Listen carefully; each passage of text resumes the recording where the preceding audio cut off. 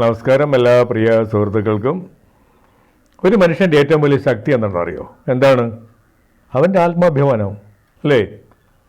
സ്വന്തം ആത്മാഭിമാനം പണയം വെച്ചുകൊണ്ട് നമ്മൾ ഒന്നിൻ്റെയും പിറകെ പോകരുത്. ഈ സ്നേഹത്തിന് പിറകെ പോകുന്ന, യാചിച്ച് പോകുന്ന ചിലരുണ്ട്, അല്ലേ? ഒരിക്കലും കിട്ടാൻ പോകുന്നില്ല. സ്നേഹമൊന്നും യാചിച്ച് കിട്ടാൻ പോകുന്നതല്ല, ഒരിക്കലും കിട്ടുകയില്ല.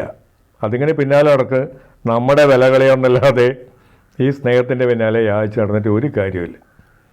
അതുകൊണ്ട് നമുക്ക് വേണ്ടത് നമ്മുടെ ആത്മാഭിമാനത്തെ വ്രണപ്പെടുത്താതെ നമ്മൾ ജീവിക്കുക എന്നുള്ളതാണ്. അത് വലിയ കാര്യമാണ്. നമ്മുടെ അഭിമാനം തന്നെയാണ് നമുക്ക് വലുത്. ഒന്നിൻ്റെയും പിറകെ പോകരുത്, വേണമെങ്കിൽ ഇങ്ങോട്ട് വരട്ടെ, അല്ലേ?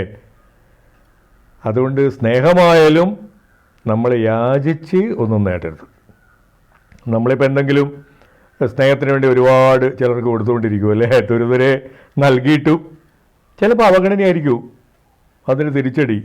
അപ്പം നമ്മൾ വേദനിക്കും. അതിനേക്കാളും നല്ലത് ആരെയും ഒരു പരിധിക്കപ്പുറം സ്നേഹിക്കാതെ ഇരിക്കുക എന്നുള്ളത് തന്നെയാണ് ഏറ്റവും പ്രധാനം. ഒന്നും യാചിക്കരുത് നമ്മൾ, അല്ലേ? നമ്മൾ വിശ്വസിക്കേണ്ടത് നമ്മുടെ ശക്തിയിലും കഴിവിലുമാണ്.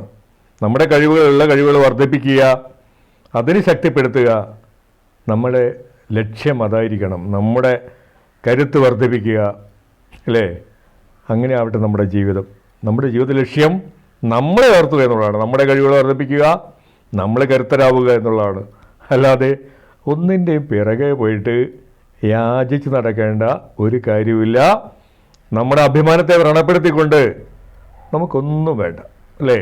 നമ്മളെ ശക്തിയും സൗന്ദര്യവും നമ്മുടെ ആത്മാഭിമാനം തന്നെയാണ്, അല്ലേ? ഓക്കെ.